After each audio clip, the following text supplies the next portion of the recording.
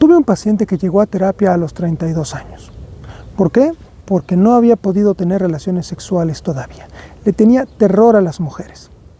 Un mes después de estar en el tratamiento, me dijo, pues sigo sin poderle hablar a ninguna chica. ¿Qué esperaba? Repentinamente despertar con la capacidad para acercarse a las mujeres con la confianza y galanura de Leonardo DiCaprio. Lo que él tenía era una fobia. Quédate, vamos a hablar de eso.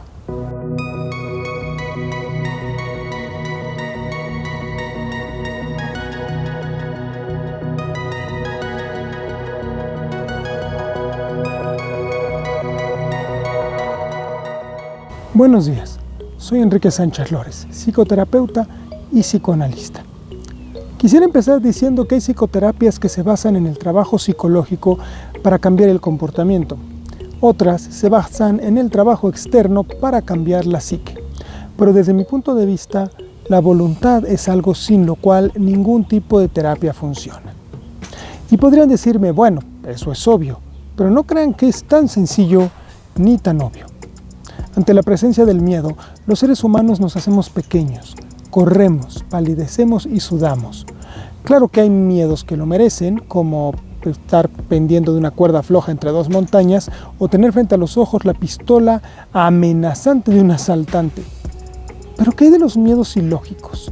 Las famosas fobias. Voy a responder esa pregunta en cuanto me hagas el favor de ponerle un like a este video. También suscríbete y oprime la campana para que YouTube te avise cada vez que suba nuevos videos. No se les olvide, un nuevo video cada miércoles. A ver, toda fobia es ilógica. Estamos hablando del miedo a las abejas, a la crema de cacahuate atorada en el paladar, a los payasos, a las banderas, a subir escaleras, no a bajar escaleras. Estamos hablando de miedos que si no fueran tan serios y reales, podríamos incluso considerar ridículos. Estamos hablando de adultos de más de 30 años que corren a 10 o 15 metros de donde descansa una abeja, o de mujeres de 40 años que no pueden pasar por un zoológico sin sentir que se desmayan cuando caminan junto a las jirafas. Y me van a decir, eso lo dice usted porque no siente el miedo. Qué fácil es decirle ridículo a cualquiera. Y sí, tendrían toda la razón. Las fobias no son un chiste, ni son tampoco exageraciones de un puñado de gente que tiene deseos de llamar la atención. Las fobias son particulares, subjetivas e inconscientes. Es por esta razón que ni el fóbico puede terminar de entender el origen de su fobia. Claro, siempre habrá intentos de racionalizar las fobias como, pues mira, le tengo miedo a los payasos porque cuando yo tenía 12 años un payaso me hizo esto y el otro, pero en realidad el contenido de las fobias se encuentra lejos del alcance del que las sufre, no están en la lógica. Christophe André, en su libro Psicología del Miedo, describe 5 características de las fobias. 1. Miedo intenso que puede convertirse en un ataque de pánico. 2. Miedo incontrolable. 3. Constante evitación de aquello a lo que se le tiene la fobia. 4. Si se ve necesario enfrentarlo, el sufrimiento es extremo. 5. Las fobias no ponen la vida en peligro, pero destruyen la calidad de vida de aquel que las tiene. El punto 5 aplica aún más si le teníamos miedo a algo común. Por ejemplo, alguien que le tenga miedo a los caballos no sufrirá mucho si no se le acerca a un caballo, si no va a un rancho, un establo o un hipódromo. Pero alguien que le tenga fobia, por ejemplo, a los camiones, híjole, pues tiene serios problemas que pueden llevarlo incluso a recluirse y ser incapaz siquiera de asomar la nariz. Esto es feo. Estamos hablando de que esta clase de miedos pueden condicionar la vida de la persona que lo sufre. Lo peor es que el miedo no disminuye a pesar de que se enfrente. Hay miedos que disminuyen con la confrontación. Juanito le tiene miedo a las alturas, sube llorando una resbaladilla y ya que vio que no pasa nada, puede seguir subiendo. El miedo se irá disminuyendo. Sí, seguirá teniendo miedo las veces subsecuentes, pero cada vez menos hasta desaparecer. En las fobias esto no sucede. El miedo regresa y regresa y regresa por más que se repita la acción a la que le tenemos miedo. ¿Por qué? Porque la verdadera causa del miedo no se está enfrentando. El niño de la resbaladilla teme a caerse, lo cual puede causarle un gran dolor. El miedo le funciona como una especie de alarma. Pero ¿qué clase de prevención o alarma se logra contra los payasos o las abejas, por ejemplo? ¿Qué pasa si estamos frente a un cartel de circo que presenta la enorme cara de un payaso sonriente?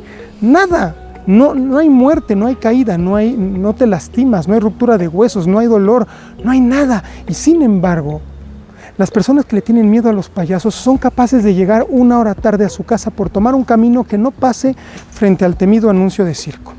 Y lo peor de las fobias es el sentimiento de futilidad y torpeza.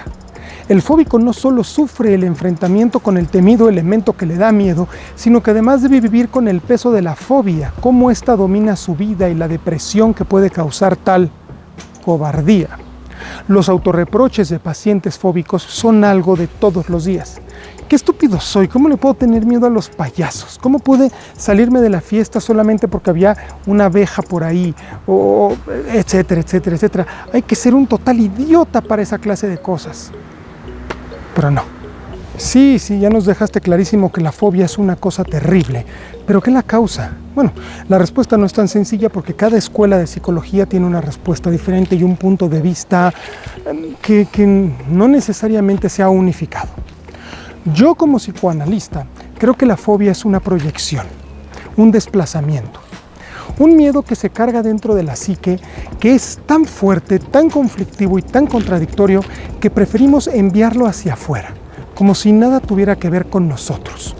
De modo que un miedo interno insoportable está mucho mejor puesto en un caballo, en un payaso o en una abeja. Y me podrían decir, oye, pero entonces ¿qué se gana? No se pierde el miedo. Pues sí, pero es mucho más sano para la psique tenerle miedo al payaso, al caballo o a la abeja que andar cargando el terror constante dentro de uno mismo, vinculado y conectado a elementos de nuestra propia mente. A ver, déjenme explicarme mejor. Porque ¿qué es lo que está dentro de nosotros a lo que le tenemos miedo? Las ideas o imágenes psíquicas que tenemos de nosotros mismos o de nuestros seres queridos. Las fobias tienen el origen en contenidos insoportables vinculados con esto que estoy hablando. A ver, no es fácil entender que le tenemos miedo a una parte de nuestra personalidad o a las personas que más queremos, principalmente a nuestros papás, puesto que las fobias mayormente se gestan en los primeros años de vida, aunque se activen muchos años después. Voy a poner un ejemplo real para que esto quede un poco más claro. Una paciente llega a mi consultorio y me dice un buen día, no importa el motivo de consulta, que le tiene miedo a las arañas, un miedo fuerte, aracnofobia. Esta paciente no solo le tenía terror a las arañas reales, sino que sentía que una araña gigante la atacaba por la noche. Tenía pesadillas de arañas atacándola por la noche, específicamente una araña grandota del tamaño de un perro. Esta fobia por sí sola me guió para descubrir algunas dificultades que la habían llevado a terapia y cómo corregirlas. Trabajando poco a poco, ella fue eliminando defensas, yo la fui guiando por el camino y descubrimos juntos que ella había sido abusada cuando era niña. El abuso vino de su madre. Recordó y empezó a narrar algo que nunca le había dicho a nadie, que cuando apenas era una niña, su madre entraba desnuda a su habitación a hurtadillas y se recostaba junto a ella. Presionaba su cuerpo contra el de su hija. No voy a decir más ni voy a decir qué sucedía en estas situaciones. La niña amaba a su madre con todas sus fuerzas y al mismo tiempo le tenía miedo y desprecio. El sistema mental no se lo permite. ¿Cómo vas a despreciar a esa mujer tan buena que te dio la vida? ¿Cómo puedes odiar a tu madre? Entonces, ante las exigencias de su propia mente, se quedó con la idea de la madre buena adentro y echó hacia el exterior la idea de la madre mala y peligrosa. ¿Hacia dónde? Hacia las arañas. ¿Por qué a las arañas? Esto es buena pregunta.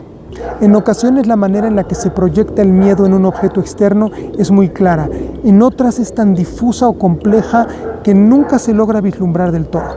En el caso de esta paciente que narro, las arañas no fueron sino una simbolización del vello púbico de su madre. Para ella siempre ha sido mucho menos angustioso temerle a las arañas que a su mamá. Recordar a una araña gigante metiéndose en su cama en vez de recordar a su madre metiéndose en su cama le ayuda mucho.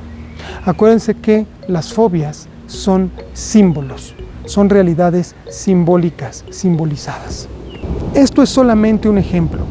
Los caminos que llevan a la fobia, a la expulsión del temor, a la razón por la cual es expulsado y al elemento simbólico por medio del cual se elige al objeto externo en donde caerá la fobia, son siempre únicos, subjetivos, diferentes para cada ser humano. Y ya sé, me van a decir, oye Enrique, pero tú dijiste que el tumor podía ser de uno mismo, no nada más de mamá o de papá y etcétera. Desde luego que sí. Y con ello termino. Uno también puede echar hacia afuera las partes que le parezcan psíquicamente insoportables de uno mismo. Pondré de ejemplo a la madre que está en casa angustiada porque sus hijos no llegan. Ojo, hay niveles, no estoy hablando de una preocupación real. Me refiero a una ansiedad verdaderamente insoportable. Comúnmente, aunque no necesariamente, lo que sucede en estos casos es que la madre tiene un inconsciente deseo filicida. Sí, esto les va a sonar chocante, pero ni modo, así es. Nadie dijo que la realidad mental fuera romántica. La madre tiene profundos deseos de que a sus hijos les suceda algo. Como ese deseo le es intolerable, lo echa hacia afuera. De ese modo, está muerta de miedo de que algo les pase, pero al menos, estando afuera, no lo vive como su propio deseo. De nuevo, es solo un ejemplo de los miles y miles que pueden darse, tantos como personas en el mundo. Y no estoy diciendo que la madre quiera que a sus hijos les pase algo malo porque los odie o algo así. En la mayoría de los casos de ejemplos como este, es porque necesita que la necesiten, porque no deja de ser su mamá. ¿Cómo superar las fobias? Pues mi respuesta sería enfrentando el verdadero miedo y arrancándolo. ¿Cómo? Por medio de introducirnos al inconsciente y enfrentar el momento o la situación que nos causó esa división y ese arrojamiento hacia afuera. Y tal viaje al profundo del inconsciente solo puede lograrse por medio de la psicoterapia, yo diría del psicoanálisis. Pero ojo, el tratamiento de las fobias no es conveniente en todos los casos. Hay ocasiones en las que la fobia está tapando un contenido que el paciente no puede superar. Solo el terapeuta profesional sabrá si dejar en paz la fobia o intentar eliminarla. Ya previamente en este canal había hablado de una fobia social muy amplia, la timidez. Si te interesa ver ese video, te dejo acá arriba el vínculo, al igual que en la descripción. Y sobre el caso con el que abrí este video, el chico de 32 años, si quieres saber en qué acabó el asunto, su dificultad para acercarse a las chicas se debía a que sufría de fobia hacia la sexualidad. No era el temor a acercarse a las mujeres, sino a que ese acercamiento podía terminar en una relación sexual, que era lo que realmente le daba miedo. ¿Logró solucionar su problema? Sí. Logramos solucionarlo cuando descubrimos que en realidad su miedo a la relación sexual con mujeres estaba vinculado a una experiencia traumática que tuvo cuando estaba en tercero de secundaria. Quien entonces era su mejor amigo abusó sexualmente de él. Durante meses trabajamos esa experiencia y la influencia que tuvo en la forma de percibir la sexualidad. No fue fácil y tampoco salió corriendo de mi consultorio a tener relaciones sexuales con 20 mujeres que se le cruzaron en el camino. Pero con esfuerzo y con intentos logró superar este asunto. ¿A qué me refiero con esfuerzos e intentos? Trabajar la fobia le permitió acercarse a chicas, pero tampoco es que el miedo desaparezca por arte de magia. Si no hubiera trabajado la fobia, jamás se le hubiera acercado a las mujeres. Seguía sintiendo pena y miedo, pero no al nivel de antes. Logramos que el miedo fuera vencible. Esa fobia, aunque seguía ahí, estaba muy debilitada. Hoy por hoy ya no existe. Él se casó y tiene una vida sexual satisfactoria.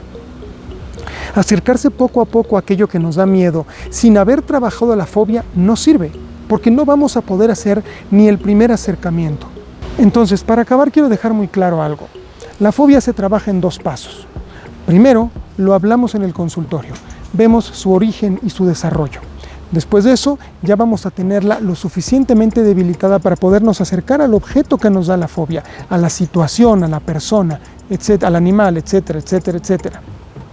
Si nos intentamos acercar sin trabajarla, no vamos a poder ni acercarnos. Si solo la trabajamos sin confrontarla, nos vamos a llenar de argumentos y de resistencias y entonces vamos a intelectualizar nuestra fobia y la vamos a usar como pretexto y argumento y defensa para acercarnos menos. ¿Tienen preguntas sobre este tema? Déjenlas abajo en los comentarios. ¿Algún tema que les gustaría que tratara en este canal? Lo mismo, coméntenmelo ahí abajo. También les pido su pulgar arriba, que se suscriban al canal y que le aprieten a la campanita. Si quieren ponerse en contacto conmigo, mándenme un mensaje a mi sitio de internet o a cualquiera de mis redes sociales. Se las voy a dejar en la pantalla final. Por favor, compartan mis videos, sobre todo a todos aquellos interesados en la psicología, la psicoterapia y el psicoanálisis. Me despido, pero no sin antes desearles que esta noche tengan un sueño que resulte reparador y terapéutico.